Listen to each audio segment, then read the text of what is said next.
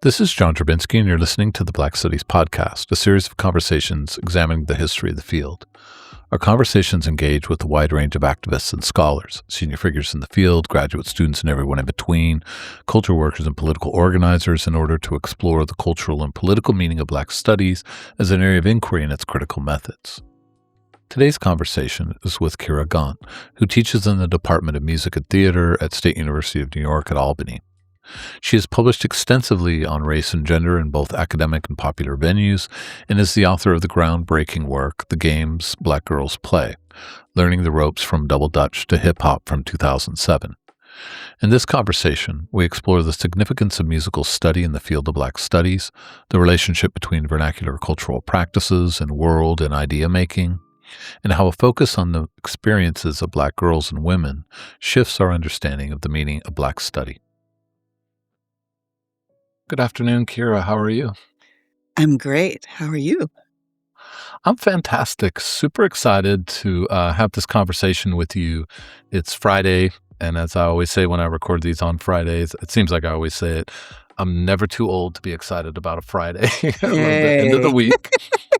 Been a really, really stressful and difficult week, but I've been looking Me too. forward to this. I absolutely love your work. We were talking beforehand. It's been really influential on me and my work and a number of colleagues and Oh, friends of mine. And so it's a real privilege to have you on the podcast. Really looking forward to what you have to say in this conversation. thank And you. welcome to the Black Studies Podcast.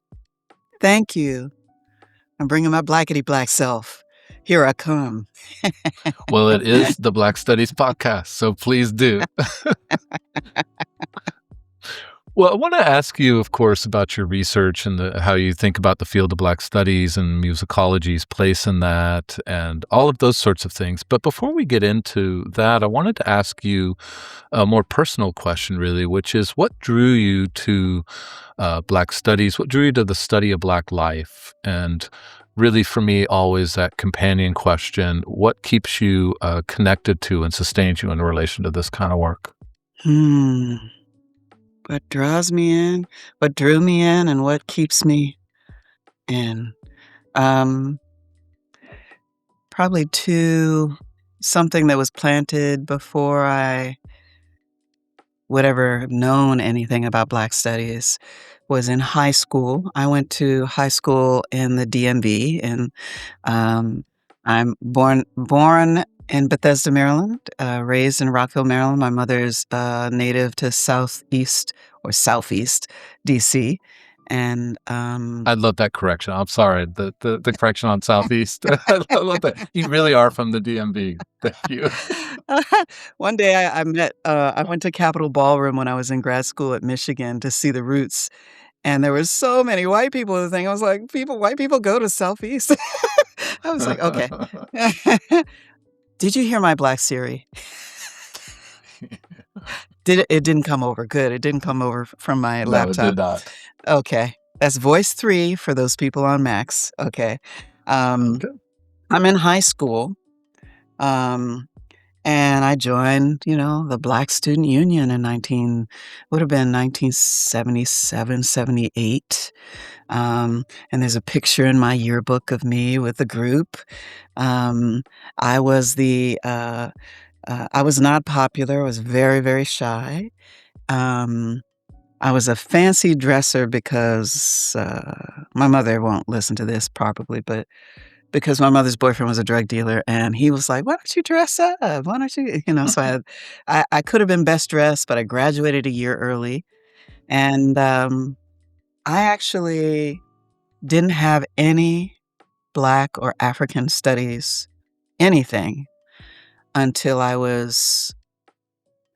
met Robin Kelly who became on my committee for my dissertation at Michigan. I'd never taken, well, actually, until I got to Michigan. Um, and when I was at Michigan, this was just before the affirmative action, hatchet came down. There were 650 currently enrolled Black, Brown, and Indigenous PhD students at Michigan. Hmm. And it was revolutionary for me because I could walk I was in the School of Music, Theater, and Dance. I could walk in the school, walk through the hallways, and find at least 3 people hanging around and be like, "Oh my god, this is a meeting." But, you know, music, we had, like, 23 to 30, African American students. All of us were the only Black student, unless they came from Detroit, where there was a robust, music program in the schools there. We were the only Black student in the undergraduate program that we were in, and the undergraduates who then mostly came from Detroit. I, remember sitting in an American music course that was supposed to be, the renowned Richard Crawford, who just dearly departed us, about a year ago. This very famous, he writes about Duke Ellington. This course used to have, 60 Duke Ellington songs on one exam. You had to distinguish, and I was very happy because I 60. hadn't really 60, and I Wow. was very happy I didn't have to take that exam because he was on leave, and that semester, another scholar who became pretty renowned in musicology, Robert, Rob Walzer, was filling in for him while he was at ABD. Um, and he taught from William Billings in the 16th or 17th century, I don't remember that history anymore, through Aaron Copland to Ozzy Osbourne, Billie Holiday, Miles Davis, and Public Enemy. Hmm. And when he played Public Enemy, I had this revelation that how can you teach Black American music without dance? Hmm. And Mhm. I got this bug in me that said, this can't be this way. The person in front of the room has to know how to dance, or they really cannot teach African American music. And that was my first moment where I was like, and I remember this time, it was being at Michigan around many of the students, PhD students were from Howard. So I was getting, um, it, it was, it was in this group of people, this intellectual vernacular culture among my peers. Um, Mhm. Barbara, what's her name? She wrote about just so many people who are renowned deans at Chicago now and at University of Chicago. You know who you are. The names will come to me in a second. Um, Kathy Cohen at Chicago. Um, just so many.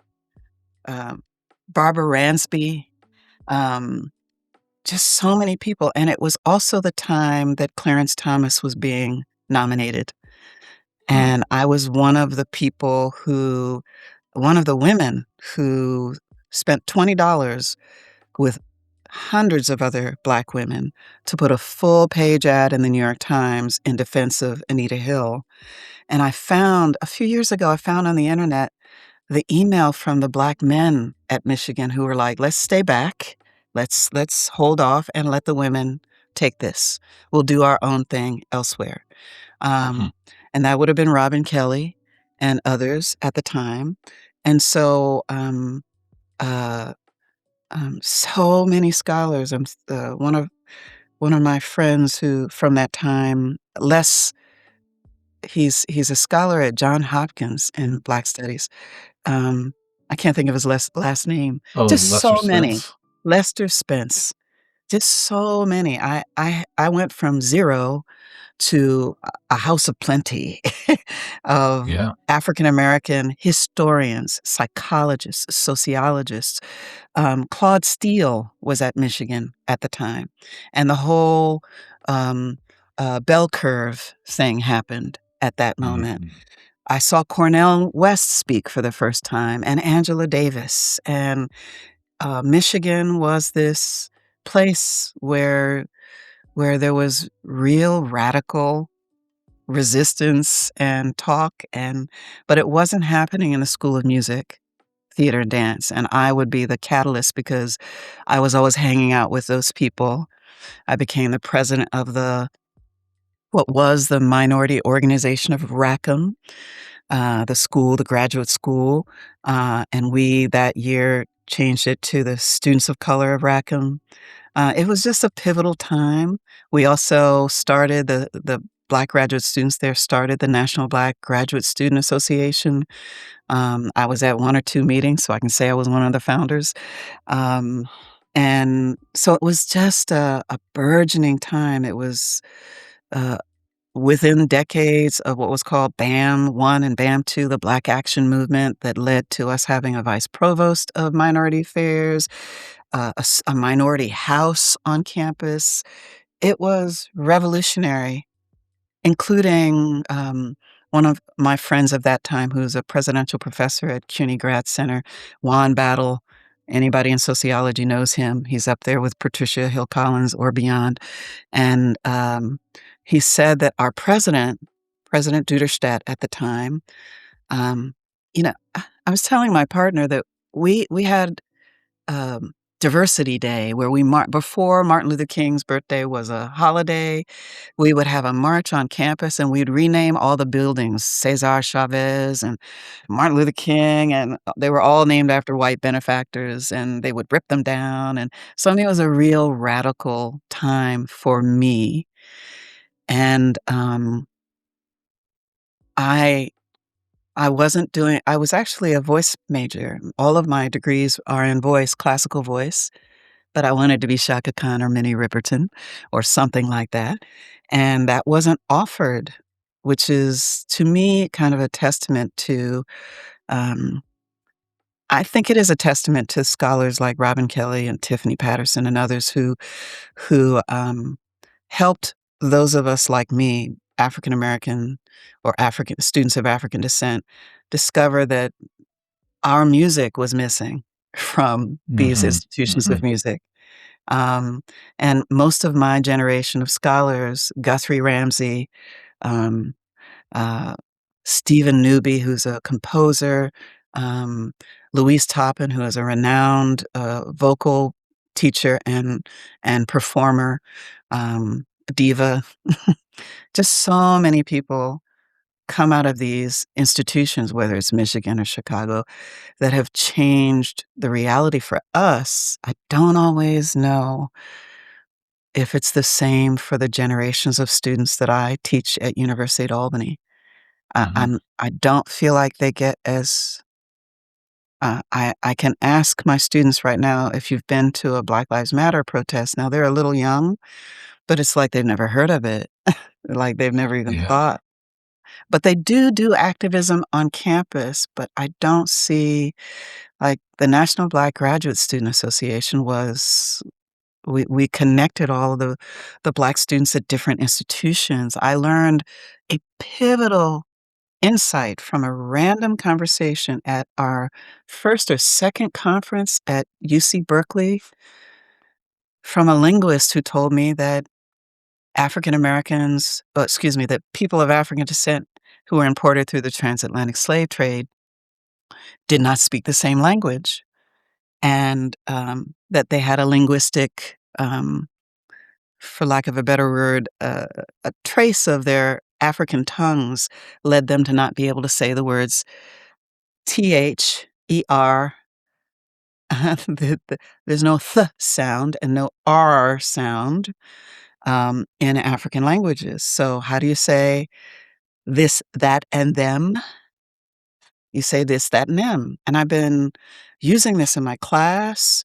I'm about to write about it for the first time, but many people in my field were like, "Where did you learn that?" And I was like, "I met a Black linguistic PhD student in between the Oh, sessions. We were both yeah. outside, and she just told me this story, and I created this narrative that I use to introduce musical Blackness to my students in all my classes from that. And then about 5 years ago, I found that the source of that is Bobby Seale.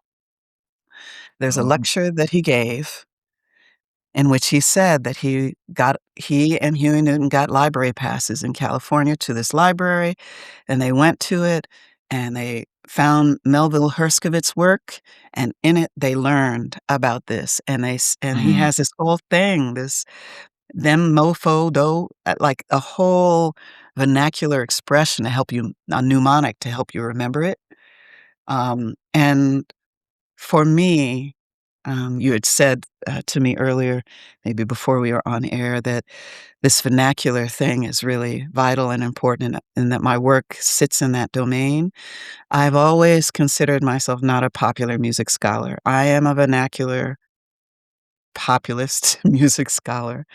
Hmm. Um, I and like it's that phrase. because of things like that. How does this oral and kinetic knowledge keep getting passed on and end up in Mhm. the right place where I am or you are? How does that keep happening? I call it the ancestors. Hmm. I just it's not logic, it's not mere education, but like I always say, most of the education we're talking about doesn't happen in the classroom anyhow. Yeah. Thank you Schooling for all is, that. not education. That's That was fantastic. Thank you. There's so much. I mean, people listening to this, there's so many things to think about, and I really appreciate you getting all those names out in the conversation too. I love it when teachers, colleagues, collaborators, all of those things, they hear their names on the podcast. And so that was fantastic. And Tracy Michigan, Matthews, I could just go on. Todd, it's just I mean, it's a wild number of people that you were able to name in Michigan, and sort of things that sort of bubbled out from that, and the both professors experiences. and students. Let me Yeah. let me just, uh the story about Duderstadt is why this exists. So Juan Battle tells me just a few years ago, he said, "You know why what happened with the Black Action movement too? The students camped out at the bottom of the provost office, which is a little tower-like building, and they blocked it all off. And President Duderstadt, who is an engineer, came in. I think he won't mind me telling this story. He came into his office, stepped over the black students, and went upstairs, and he asked the secretary, 'What's going on?' She said, 'This black students are protesting, and they have a list of demands.' He goes, 'Okay. Put that on my calendar for 2 weeks from now.' Okay, 2 weeks pass because Juan tells me that engineers do not get off schedule. So once that was in his calendar, he came back and he said, "What was that thing about?" He gets the list of demands and he comes up with what we were the benefactors of, called the Michigan Mandate. The Michigan Mandate required that every level of the university on MLK Day had to do something on campus. He would not tell you what to do. He was not gonna micromanage, his literal wording at the time, not gonna micromanage what departments do or what maintenance does, but everybody's gotta participate. And as a result of that, he said, "I'm not able to hire new faculty, but we'll make them." And Hmm. that's why there were 600 600 PhD students there, and that's why they got the vice provost of minority affairs, but I'd say it had to be a 10 to 15-year period where a lot of really faculty Claude Steele, the top Black sociologists were there. There were 7 or 8 Black faculty in the School of Music, Theater, and Dance. I had never seen a Black professor before, and we Hmm. had them all in just one school in, 1992, 93, 94, through the Gratz versus University of Michigan affirmative action case that ended affirmative action at Michigan and Texas and UC, schools, and then another wave Hmm. of that we are experiencing again. So Yeah. so it was the maintenance department in the 2nd year of MLK Day brought in bell hooks, and it was all white at Michigan, pretty much. Mm-hmm. So it really spoke to a kind of inclusion, we would call it today, where they didn't mandate things. The mandate was do whatever you want, um, but we all will participate in this. It's actually a great mandate. I love It that. really it really was. I try to s I bring it wherever I go. It's a hard sell. It was a hard sell. I was at University of Virginia for my first job, Um, I moved from there to NYU. I moved from there to Baruch College and Hunter College and have been here for about 8 years, and, um, just recently this might be a "What?" to a lot of people, but I just recently got tenure for the first time Hmm. in August of 2025, and wow, what a difference it has made. I feel, um I was just telling someone earlier today that, mm being empowered is not just it may be a mindset, but you gotta have the substance that goes with it for it to really be solid. Yeah. So all of the work that I did, all of the all of the picking myself up when I didn't get tenure, Hmm. and finding another place, scrounging between jobs from time to time, um, feeling like nobody really cared and finding out much later, because academics just are antisocial, that there were unanimous Yeah. votes to keep me places, but nobody shared Mm. that year I stayed at UVA. Yeah. You know? Yeah, I mean, I'm not gonna turn this into grousing about the terrible, like, human skills of academics, but it's really true. I mean, it's this deep aversion to making sure people are okay, you know? And Yeah, that's yeah, it doesn't fix anything, yeah, but as you said, it would have been nice to know. Um, yeah, but okay, that's totally shocking to me about tenure. I'm really happy that happened for you. yeah, And Albany is lucky to have you. So, but wow. You know, this it's interesting too, the way you described your sort of path into study of Black life, Black studies, however we want to put it. It sort of leads to the second question because so much of what you talked about was about political mobilization of various kinds, campus, but yeah, also nationally. But it was also about interventions in intellectual life, right? This, as you said, this idea that African American music, vernacular music, is not just something you make space for, but actually an yeah, entire like at the event of end of a meaning. course.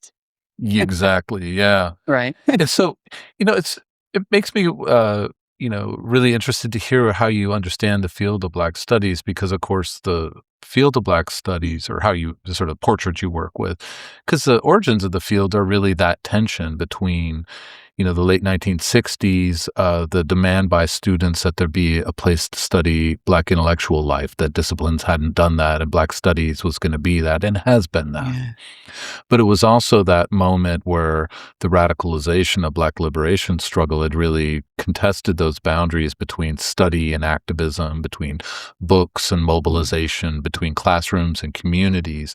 And I think we inherit these in the present of thinking about Black studies as a political project, right? Of having mhm, a politics and a commitment to a certain form mhm, of liberation, but also a commitment to the study of the intellectual tradition. I think there's a tension there. I never want to say it's a contradiction, but there's a tension there. And it was interesting to me hearing you not draw out a tension, but draw out this like the full vitality of life that came from both of those things emerging for you at Michigan. So yeah, I'm interested sort of in this context to hear you talk a little bit about what a portrait of Black studies is for you. Like how do you think about this field of study broadly? What orients you? yeah, that's a difficult question because um, I'm an only child, and maybe I'm an only child of Black studies because I really have never had a course in Black studies.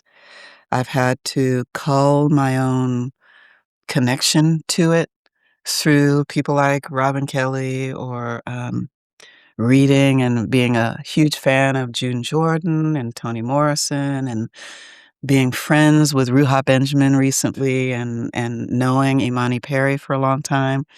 I've not been in the institutional space since graduate school. Mhm. Michigan had a department, a center, not even a department, a Center for African American Studies, which now is a department. Um, I like to remind young, if there are undergrads or grads listening, that these things emerge over time. Institutions are slow to evolve. There has to be enough momentum, students, enrollments for things to happen. They just don't appear out of nowhere. And the history of that is really important to ask yourself about any institution where you're at. Um, it takes it takes a form of mobilization among the people who are within the department and the allies outside of those centers to have those things become reality. Um, so Black studies, um, my experience with Black studies has really been um, at a distance. I've never been to a Black studies conference. I've never been to an African studies conference. Um, I just recently went to a National Women's Studies Association conference because it always overlaps with Society for Ethnomusicology. I'm an ethnomusicologist. I consider myself an embodied ethnomusicologist. I'm more and more studying. Um, I do close readings of not only games by Black girls, hand clapping games, cheers, and double dutch, and how they are interconnected often to male popular artists' music making, their productions, their sound production, their video production.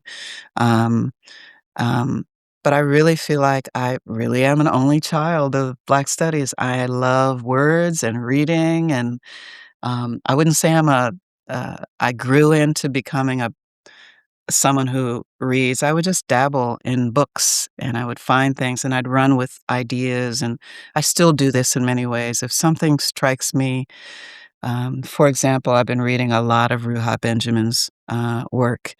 I love her work. She'll tell you that I helped sell her book at a TED Women conference because I told everybody you gotta read. What's the book? It's Viral Justice. Oh my God, you have Mm, to read this mhm. book. And I sought after it for this idea of weathering, but I'm also a child of search. I think, even though I'm, at the cusp of baby boomers, I was born in '62, I'm a real, digital I'm more of I had a 20-something-year-old say 20 years ago, uh, "You do social media more than I do." And that is because I'm an only child. It really is. I'm by nature really an introvert, and so I love these rabbit holes, and I discovered Du Bois's graphics, and was fascinated with that, and it's only because I have a connection. Supposedly, my great uncle was married to his granddaughter. That hasn't panned out, um, Hmm.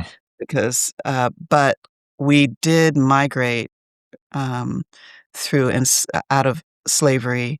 My family escaped from slavery. My great great grandfather was named Robert Irving, and he escaped from Portsmouth, Virginia, to Springfield, Massachusetts, where the Du Boises were. And we have documentation that there was a Dubose, and I just think it was collapsed because, and this is why I love Black studies for me. I love that people so wanted to be related to Du Bois, may not know Yeah, much about him. yeah. My family also thought we were Haitian because there's a community in Rockville, Maryland called Hayti, and I was like, "There's just no Loas, there's no signs, there's not none of the graveyards have any signs of Haitians."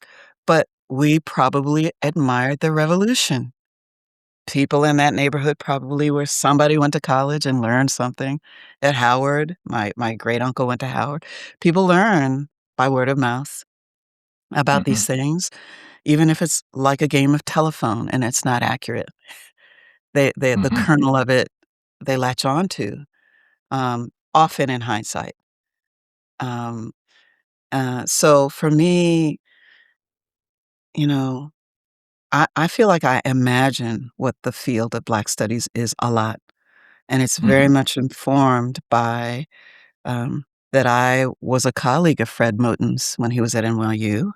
So I heard the beginnings of when he didn't get tenure at first there, and I heard the beginnings of things that were really political to me, but I can also link them to that when I was in 7th grade, I somehow got tracked to the classrooms where the Black students in my neighborhood weren't.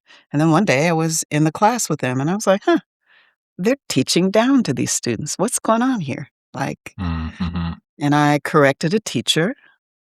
The I before E thing was on the board, and it was backwards, and I was like, excuse me, I think the word is wrong." Like, "No, it isn't." They had 2 teachers, not 1. It was like a special ed kind of a class of some kind, and Mhm. all of my friends from my neighborhood were in that class, except for 2 3 of us who were separated in other classes. First time I'm learning about tracking firsthand. "Oh, can I excuse me, that word is spelled wrong."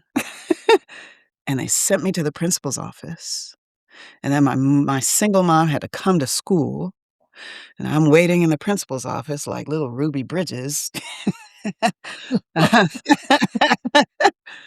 In hindsight, Oh, I'm writing about her in my book, and, then they take me to this room, and, there's a one-page test, kinda like a poll tax test. In the beginning, it's the reverse of it, though. The first question is, "When was the War of 1812?" And I must have sat there for 5 minutes trying to figure out, well, the that sounds like a answer is in trick. the question. The answer is in the question, so is that I can't be the answer. I mean, I was in there for a long time, and then the next day, I'm back in the class with all white students, and Huh. that changed me, and so that memory and other memories of my schooling, how I was singled out, um, and how, and then how my mother's boyfriend's friends in DC were like, "You talk funny. You sound like white people," has all for me, um, kind of merged as I began to have my own persona as a professor that, yeah, I might talk like white people to Black people, that grew up in DC, but I grew up in that culture.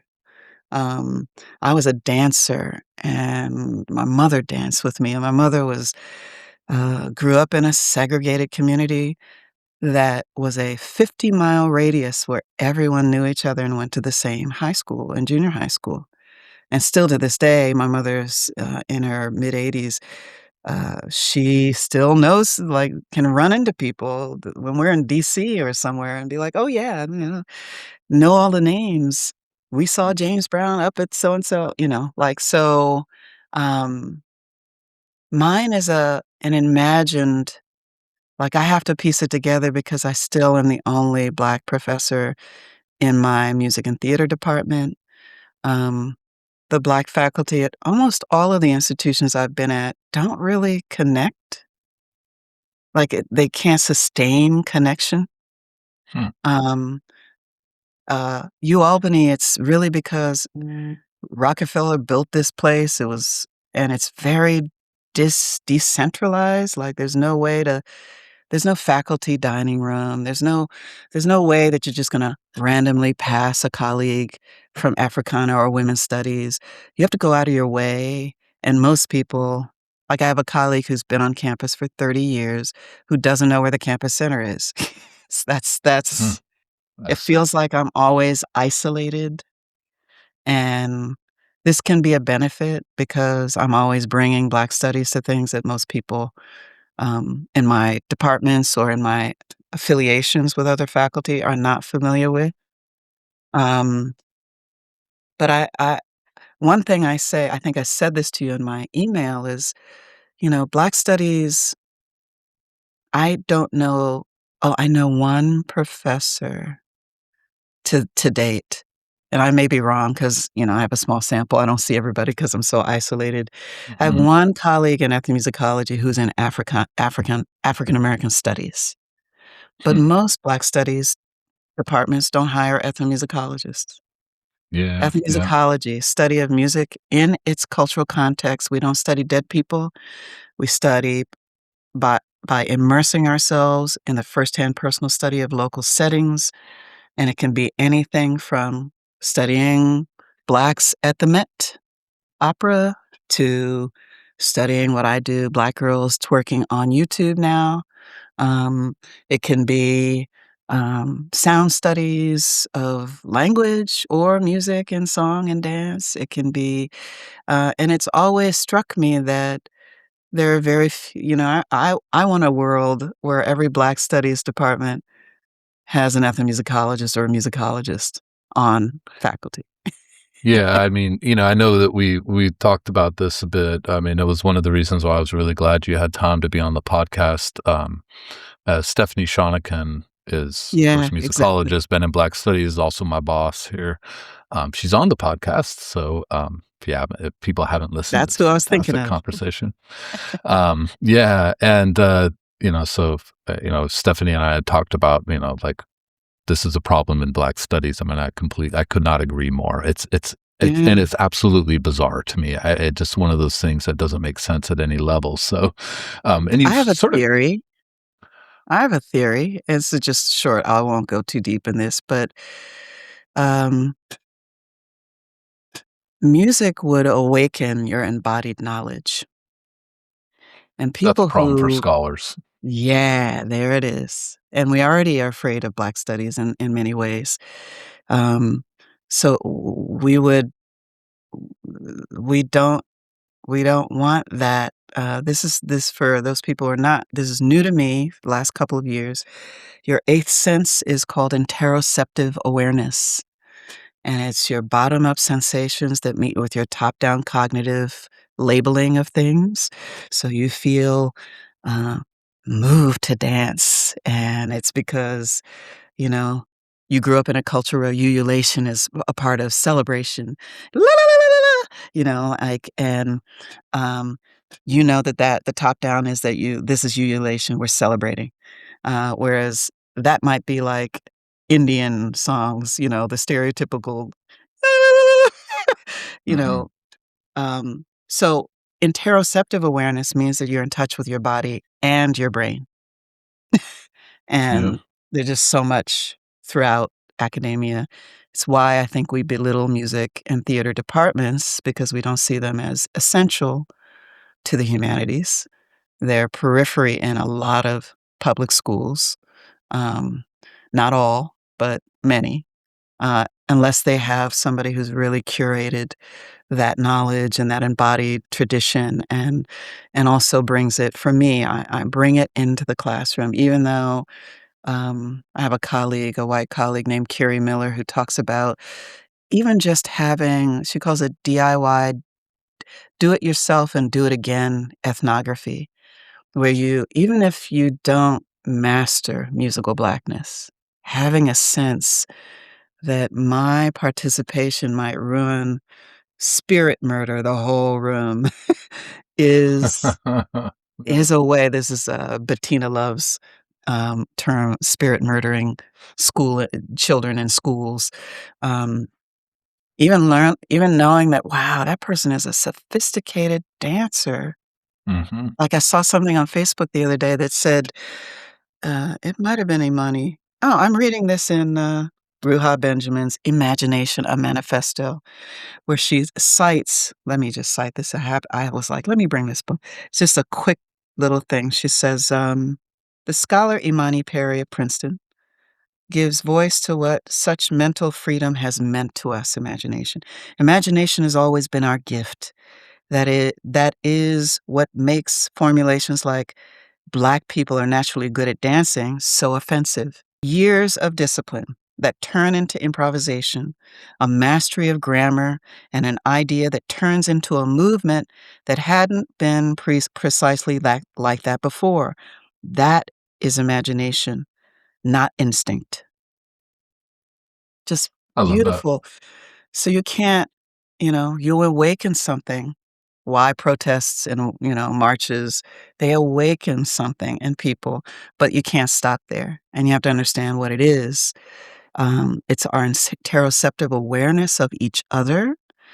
It's social music is the way that we bond. When we started walking upright, sociobiologists say, this guy named Mithin says that tuned speech is how we began to soothe the baby on our back and communicate tribal affiliations. Like, we belong to each other, and you can see for me the remnants of this in Black sororities and fraternities. Like, "Ski-wee!" Like, for identifying who your tribe is, bird calls, so to speak, to say, "This Mhm. is our not our territory. We don't own territories. We don't. We can't even sustain it because it's always encroached upon." But we can identify each other embodied through an embodied social network, through sound, and we do this a lot, and it's done in African and Afro-Latin contexts and throughout the Caribbean, in so many different ways, and it's distorted as being vulgar, which is the word vernacular used to have a similar root. Mhm, mhm. So there's the vine that keeps it Uh, from not being so I love that. enticing in the academic.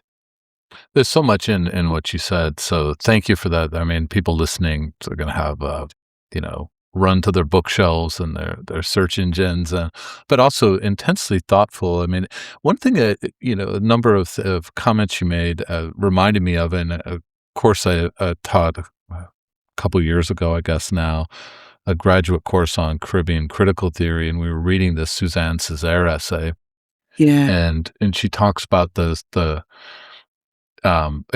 course was sort of framed by Campbell Brathwaite's this phrase from Campbell Brathwaite's History of the Voice, syllabic intelligence, and Mm. so the cadence of speech, the cadence, the sound of speech, word ordering, syntactical intelligence, and um, so thinking about all these kinds of other ways of thinking about intelligence, which are just others, and what the otherness of it is interesting because it ends up having this sort of anti-colonial and Yeah, liberatory possibilities. And Suzanne Césaire says, we see that in one of her essays. She says we see that in the curve and the movement of the dancer's hip. And she just talks yeah, about this sort of like sitting at a cafe and seeing this woman dance and saying, that's our anti-colonial resistance. And this is like in it 1946. And the I need students that. were both really shocked by it and completely galvanized by it because there was this sense which you've laid out in such precise terms that embodiment as when you start to take it seriously as a form of intelligence, as a form of resistance, as a form of pleasure, right? It is an entire discourse and theory and books upon books really to be written from simply those kinds of observations, right? And starting there and taking that seriously. So, um, it's something I'm writing on, so I'm gonna listen back to this. There's so much in what you were saying. I really, really appreciate that. And I'm interested because, musicology, is another question I had for you, sort of pressing a couple that I had for you together. As you said, musicology hasn't really factored in the field, the academic field or institutionalization of the field of Black studies. But of course, your own interests and curiosities, as you describe them, sort of the books you pick up, the memories that you have of these moments of intellectual life, study, and political sort of meaning. It's like, I'm interested in how that musicological training added to, I would just say, the sort of Black studies sensibility that draws you outside of what would, I think we could call, like, the disciplinary feature of musicology, right? How you Yeah, think that expansive sort of inside a discipline, but also outside a discipline, has shaped how you understand a research project, and even, since you had mentioned it before, how you construct and make happen a classroom. 'cause there was a period of time where there were a few jobs advertised when I was stuck in an adjunct position for about 5 years, in Africana or in African American studies, and I remember kind of making a positional argument for why it probably was around the same time also that I was reading Toni Morrison talking about how vital, music is to Black life, to African American life.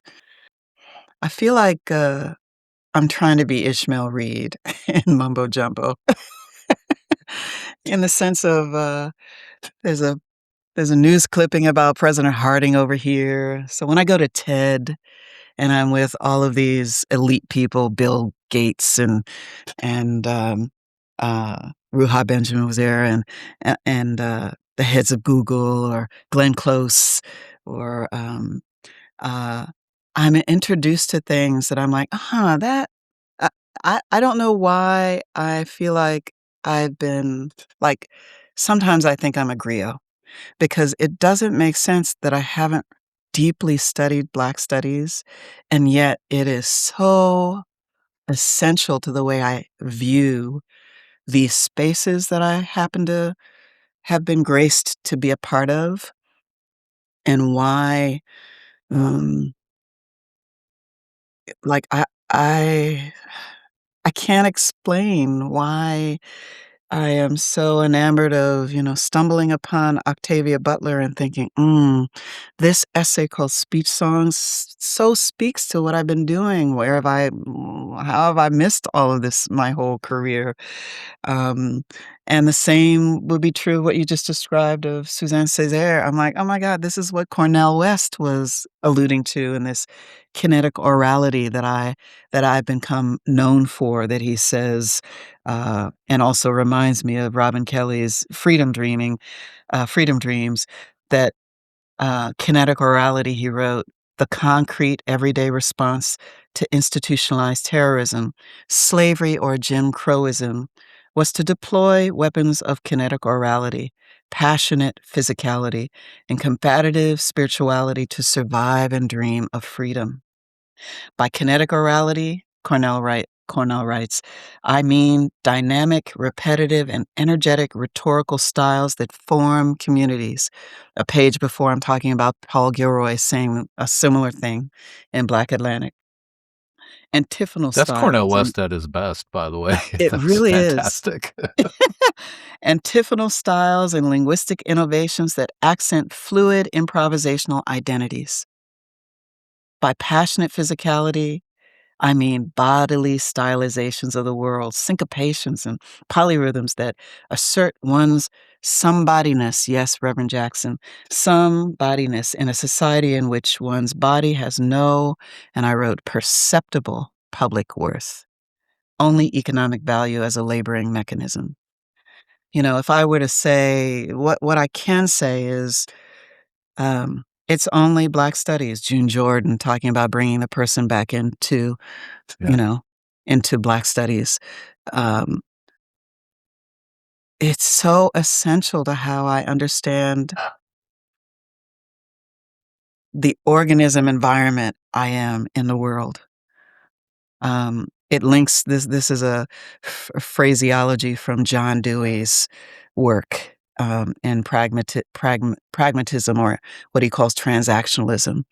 Um I'm interested in the way that we move, how we unpack the way we move through the world, and how the way we move through the world is shaped by the environments that we have lived through, the sociology of it, the ecological, the way that sound, m musical misogynoir, is something I have to live in as a Black woman and a Black girl, Mhm. and I gotta find a way to tolerate that and still love myself when I'm singing along with "Bitch Better Have My M" no, that's the Rihanna, but, um, "Long as my bitches love me, I don't give a fuck about no hate as long as my bitches love me, fuck around and get bodied." I hope will they censor this? All she eat is dick. She's on a strict diet. That how do I remember that? I remember that like I remember a jingle for commercial products. Mhm. But I have to live in the space of that sonic, you know, fabrication that is not a reflection of who I truly am, but it shapes, like, you get me on my Kendrick Lamar got a Pulitzer Prize for an album for which the second track on it is called Lust, and the hook is "Let me put the head in." And I'm like, "Jesus, Kimberly Crenshaw wrote about this when Two Live Crew was being, you know, put on trial in Broward County." There's just all of this synergy and maybe I should use the quantum physics terms, entanglement that I feel like I'm in touch with. and that it all centers around I could trace it back to, um, the tensions between the talented 10th and people like Zora Neale Hurston. I love Mhm. these, you know, and for me, I learned that not from Black studies, I learned it I maybe I'm just this is why I think I'm a griot. I sense this stuff.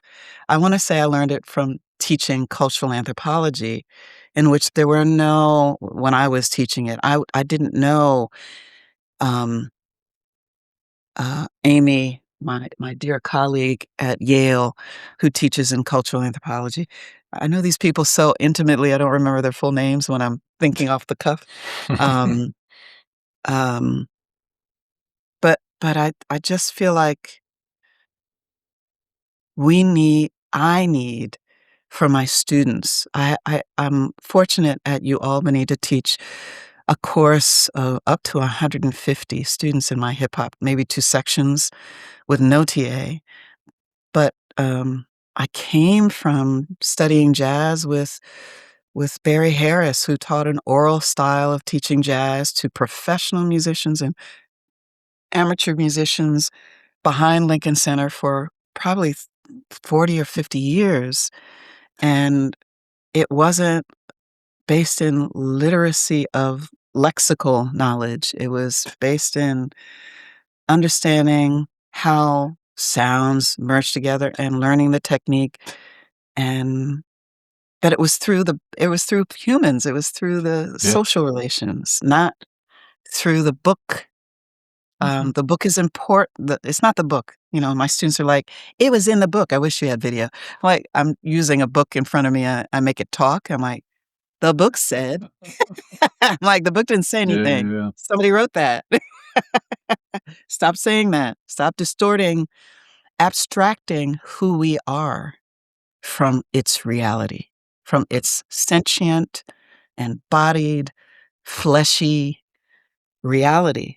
It's not just book knowledge. It's not Mhm. just ideas.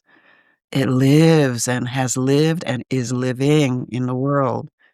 And the only way that that really connects, um, is when this energy in you gets and for me, that is I only see that in the Black studies colleagues and professors and the things I've heard about in classrooms and the things that I try to do in classrooms or outside of classrooms. I mean, I had a colleague who was always doing a food drive at Baruch with her students. They were always in her office. Another colleague, the same, who they were both in. I was joint in what was called Black and Hispanic Studies at Baruch College, and I just saw the just the community building that these professors were doing. Mhm. I, as an only child, don't my persona as well, I occur to a lot of students as very, very serious and formal and authoritative, even though I'm a goof and funny, and, they don't see that. Because I use a couple of big words, they're a little intimidated, because I love language, duly noted, Big words do that too to 18 to and I like 22-year olds. I give an assignment on Foucault. It's from The Order of Things in my hip hop classes, where I take the magical realism intro where he says, um, uh, the emperor's the emperor this world comes from a Chinese encyclopedia where the emperor's world is divided into A and Bon Pigs, and I'm like, "Write that for me in hip hop. Hmm. Don't say A is gangster rap, B is conscious rap." No, no. Every perspective in that list is different. That from which a long way off looks like flies.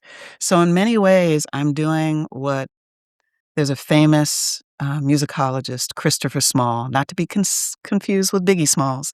Christopher Small, New Zealand, musicologist, wrote a book called Musicking of the Common Tongue, or Music of the Common Tongue, invented the phrase musicking as a verb, not a noun, of the act of taking part in a musical performance, and he says that, the difference the merge between African and European aesthetics what's at the core of it that's Black studies to me is that there's no separation between economics and spirituality and history and music, um, that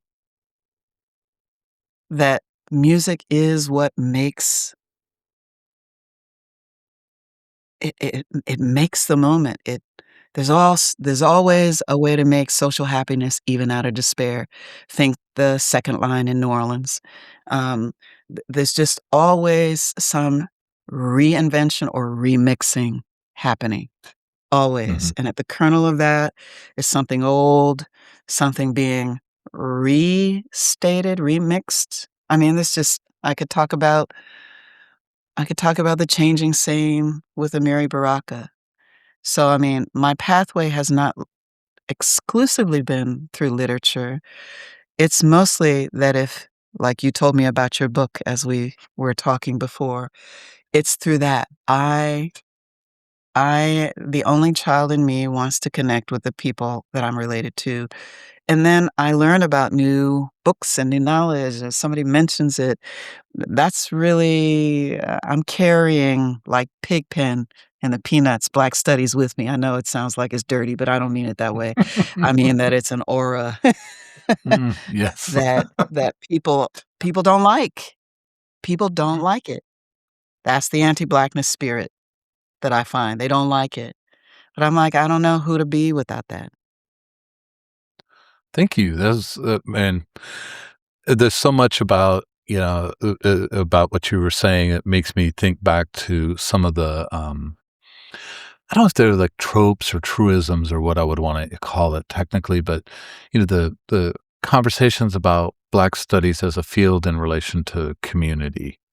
And Mm, often that has to do with a sort of like translating ideas for, outside the classroom, outside the campus and communities.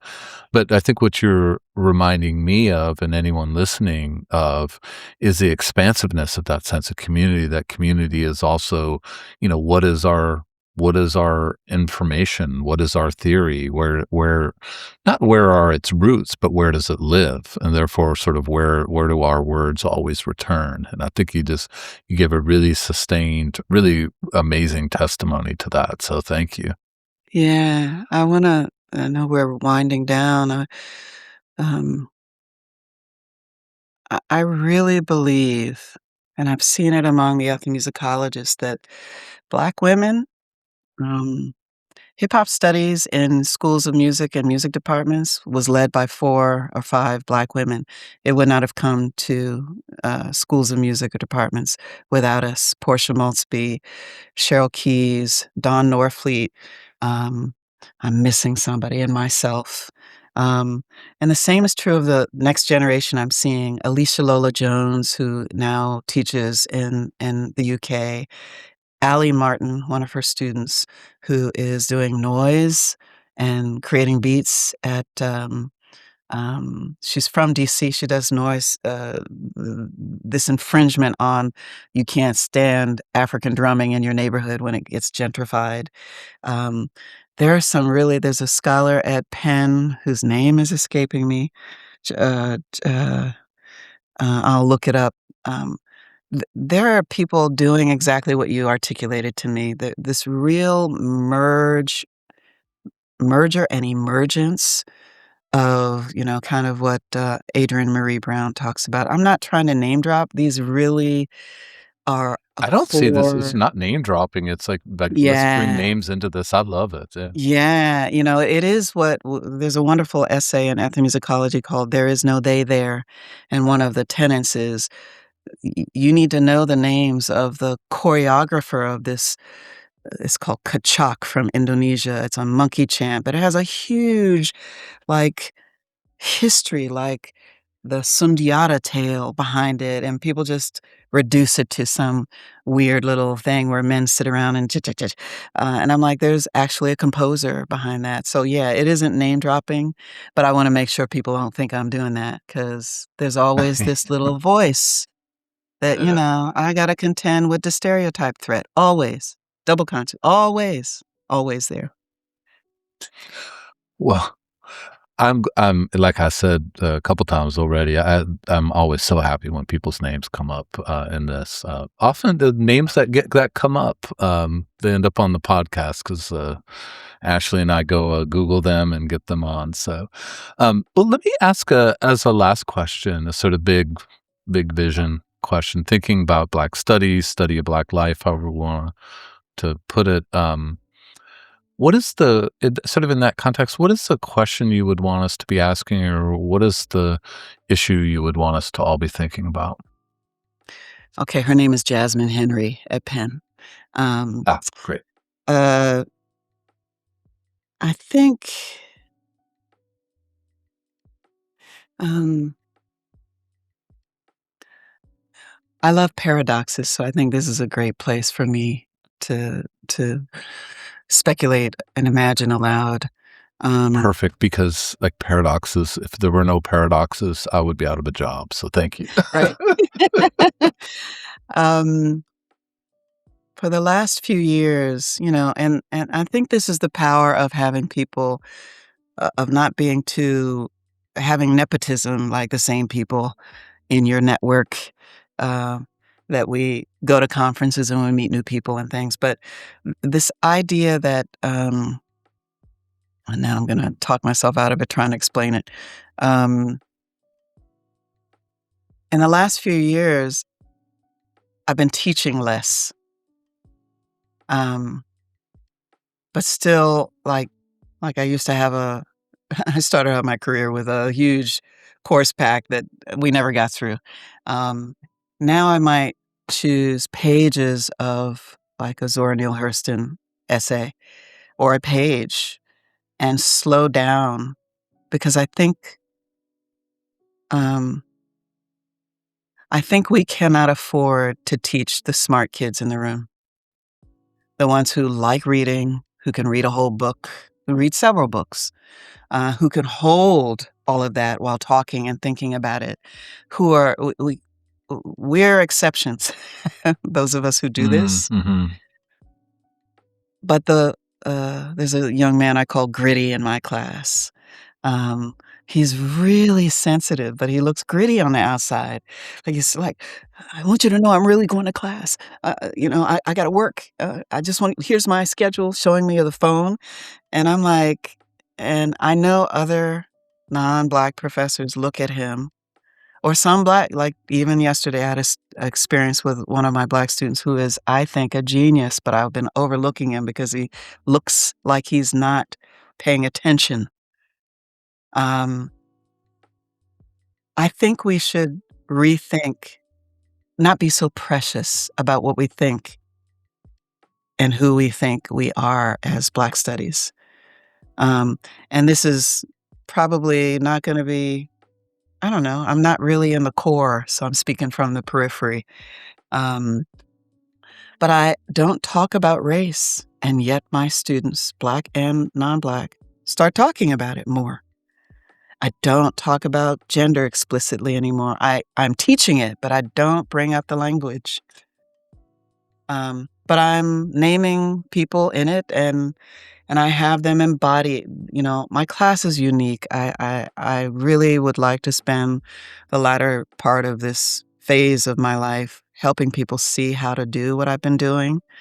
Mm. Um, the midterm for my hip hop class is that there's a couple of stages to it. I'm going to bring little clips of misogynist lyrics, and the men in the class have to read those lyrics to all the women face to face.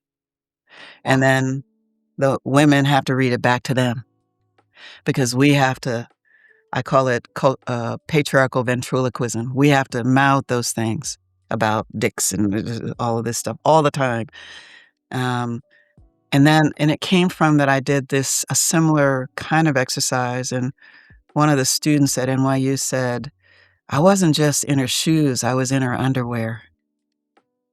And I'm like, we need to have these things that might not, it seem kind of awkward or um, not very dainty or what we should Mhm. say or let students we need to allow them to be messy, as a lot of people say in the Black feminist. The messiness is really important. The paradox is really important. And then the midterm is that they perform, they transcribe a set, they choose from 15 1990s female MCs raps, from Jean Grey to Rod Digga to others. They transcribe it by hand, and then it's called a gender reveal assignment. You perform that for 3 people, somebody you know in the class, somebody that you're close to outside of class, and maybe your mother or the dry cleaner, and you ask them, can they guess what the gender is? So I don't teach about gender. I teach them to embody gender, the Hmm. politics of it. Um, and they're all over that, like, I don't know how to do I'm like, if they just get the DIY, DIA, do it yourself and do it again, there's a little whiff of the apple pie that you get that you're like, "Oh, oh, okay." And Mhm. then the next year, I'll be like, "I just saw 4 young Black men in the hallway from my oh my god, I love your classes. Oh my god," I could not have read that on their face Mhm. during that semester. I have a photographic memory for faces, so I remember the students. So I really think that we should experiment more, that we should dream more, that we should, realize that and I know there are professors out there who do this, but I think it's some of the institutions where a lot of the predominant schools that are teaching Black students, from HBCUs to schools like mine that have 30 or 40%, like, we need to rethink who we need to be for them to be interested in a Cesar or a Octavia Butler or a Toshi Regan or the history of her mom, Bernice Johnson Regan, who invented the Albany singing movement. I'm teaching in Albany. You said you had a number synergy thing.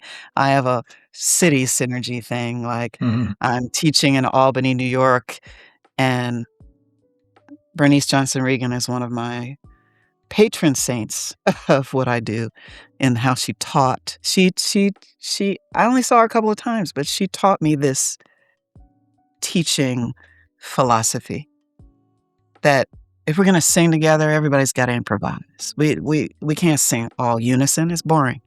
Can't play all the same rhythms, it's boring. It's not who we are, and not just Black people. I think everything that colonialism and oppression has taught us to identify with the dominant white regime of being in the world is to divorce us from our bodies and our embodied knowledge and our families and our connections to being kind to people who are distant others. Um, that's all for me. That's definitely Black, Africana, and African studies, Afro-Latin studies. The core people from Anzaldúa to others is, or the Benito Bowl. There it is for me. The Super Bowl halftime show was so amazing, in the face of what ICE is doing right now. So amazing, and,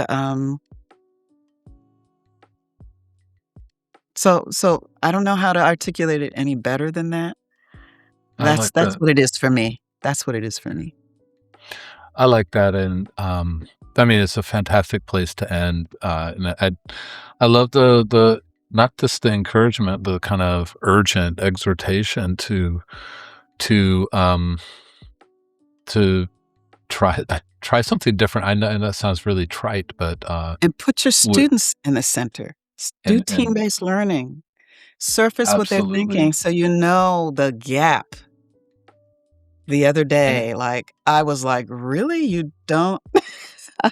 You really like, you just see it's also aging, but we need the wisdom of older scholars still in institutions. I don't wanna put us out to pasture. I see the value of allowing more of them to speak, but to also speak into that after they've spoken, once they've gotten comfortable with being in the room, speaking their voice, to treat them like their junior peers, not like their children.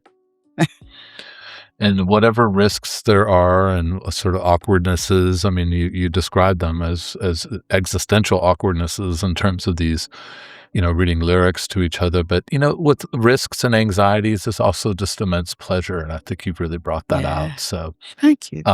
and thank you so much for this conversation, Kyra. I was really looking forward to it. And this is a really fantastic contribution to the series. I'm so happy you Thank you, made the John.